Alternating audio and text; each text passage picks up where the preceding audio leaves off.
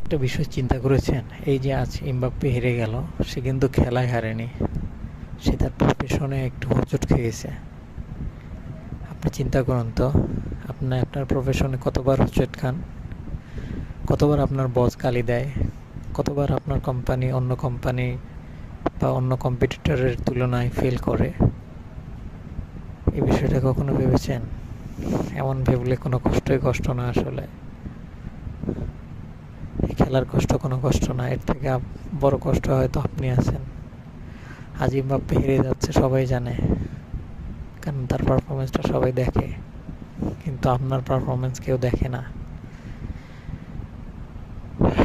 বা হয়তো খুব প্রিয়জন আপনার পারফরমেন্সটা দেখে, এছাড়া আর কেউ দেখে না।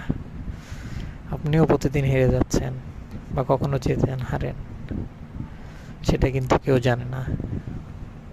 একটা বিষয় চিন্তা করেছেন, এই যে আজ এমবাপ্পে হেরে গেল, সে কিন্তু খেলায় হারেনি, সে তার প্রফেশনে একটু হোঁচট খেয়েছে।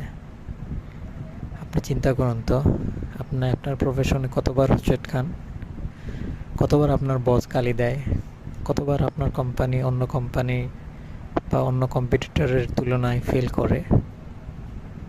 এই বিষয়টা কখনো ভেবেছেন? এমন ভেবলে কোনো কষ্টই কষ্ট না আসলে।